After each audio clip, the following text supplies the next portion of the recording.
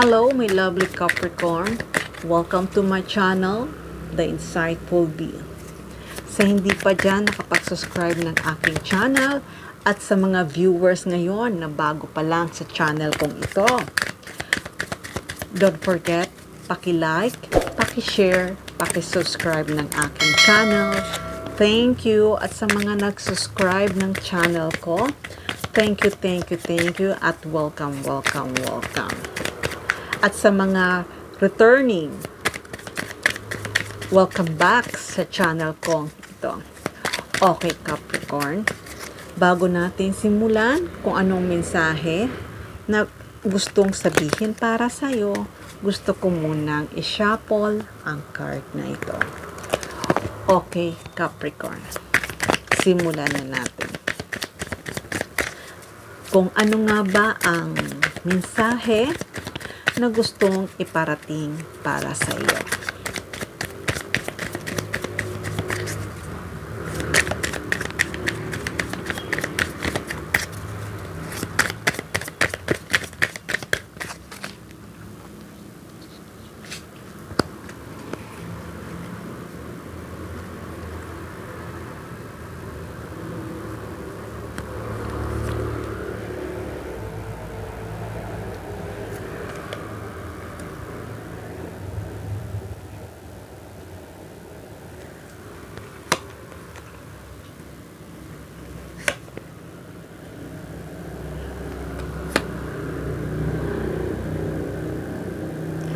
Capricorn,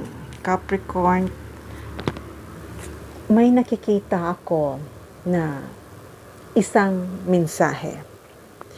Itong mensahe na to ay galing ito sa isang tao na napaka-charming niya, napaka-fashion niya, napaka-charismatic niya, napaka-attractive niya. Itong tao na to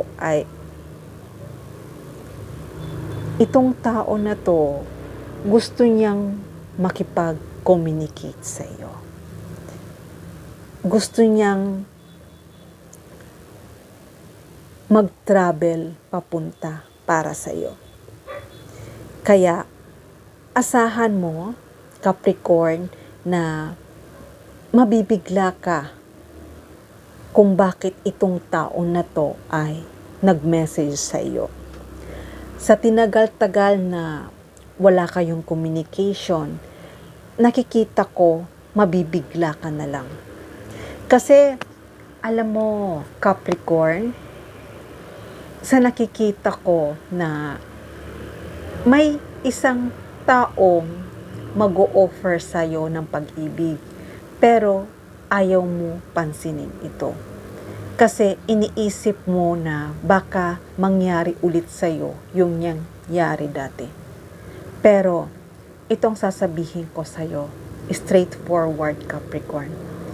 Itong mag-o-offer para sa'yo, itong mag-message para sa'yo, nakikita ko ay totoo ang pagmamahal niya sa'yo. Itong communication niya para sa'yo ay totoo. Totoo ang mga sasabihin niya, totoo ang nararamdaman niya para sa iyo. Kaya, Capricorn, it's time na para buksan mo ang iyong puso. It's time na para papasukin mo itong bagong darating para sa iyo. Dahil hindi mo pala inaakala na itong tao na to ay ito na yung pinakahihintay mo. Kaya, kung iniisip mo na baka itong darating para sa'yo ay hindi totoo ang pagmamahal, pero nakikita ko magiging maayos ang relasyon mo sa taong ito. Dahil nandito ang Six of Wands. Isang victory to. Kaya, kung sa ngayon ay hindi mo pa nakikita, kasi nga iniisip mo na masaktan ka ulit dati, pero pagbuksan mo, try mo na buksan mo ulit ang puso mo.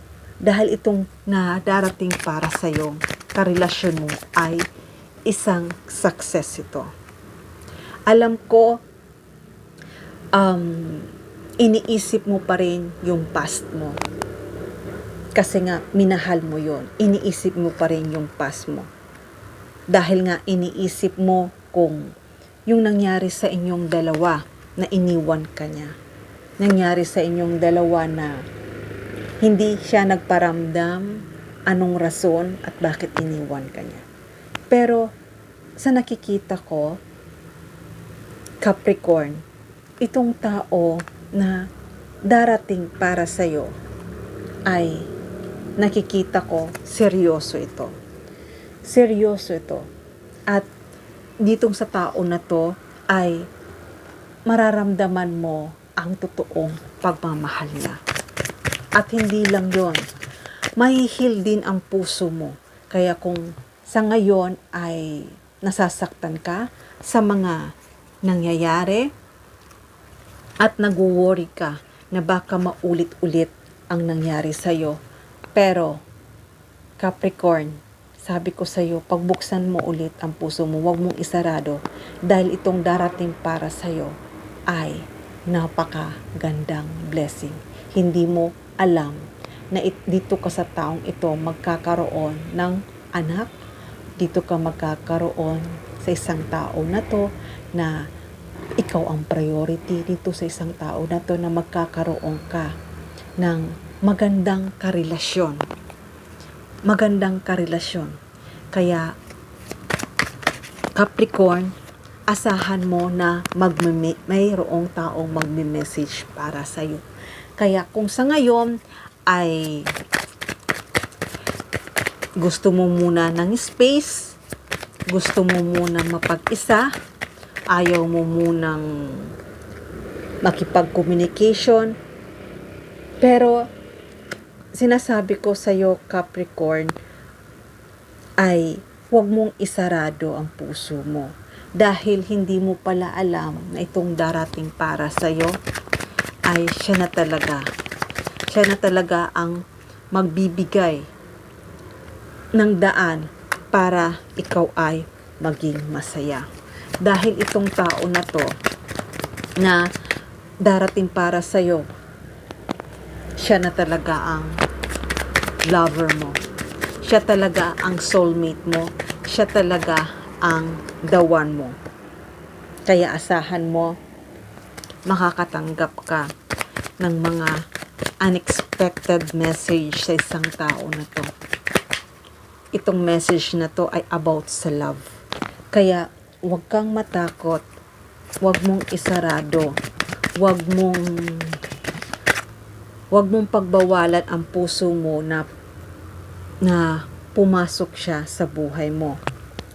It's time na para magising ka. Kaya kayong dalawa nagkahiwalay dahil may bagong paparating na napakaganda. Kaya Capricorn, itong tao na to, nakikita ko napaka-patient to. Napaka-patient itong tao na to, maintindihin ito. Mahaba ang pasensya nito. Siya talaga, yung hinuhope mo na magkaroon ka ng ganitong karelasyon, yung maiintindihan ka, nandiyan para sa'yo, nakikita ko ay matutupad na. Dahil itong tao na to ay talagang ikaw lang talaga ang nasa isipan nito. Nakafocus lang ito sa'yo. Ang attention nito ay nasa iyo lamang. Kaya mabibigla ka. Mabibigla ka dahil itong tao na to ay kakaiba sa naging karelasyon mo. Alam ko na makukonfuse ka o magda-doubt ka kung sino nga ba ang taong ito. Dahil nakikita ko na maraming kang opsyon, marami kang pagpipilian. Nakikita ko na maguguluhan ka kung sino nga ba talaga ang pipiliin mo at sasagutin mo. Kung ano man yung magiging choice mo, nakikita ko ay siya na talaga. Siya talaga yung taong pinakahihintay mo. Siya talaga yung taong pinakahihintay mo. Kaya kung iniisip mo na hindi ka na magkakaroon ng isang maayos na relasyon, nakikita ko na magkakaroon ka ng isang maayos na karelasyon. Dahil makakaalis ka rin Capricorn, kung ano man ang pinagdadaanan mo sa ngayon. Dahil itong tao na to ay dito ka magiging masaya, hindi ka mamumroblema. Kung pagdating sa financial, hindi ka magkakaroon ng problema. Kaya kung may mga taong nag-iwan sa'yo, itong tao na to ay bibigyan ka ng magandang buhay. At hindi lang yon, puno ng pagmamahal. Kaya, Capricorn, huwag kang mahiya. Huwag kang mahiya na kung ano man yung nangyari sa'yo, huwag kang mahiya na i-let go mo. Huwag kang mahiya na magsimula ka ulit. Dahil itong tao na to ay maganda ang intention nito para sa'yo.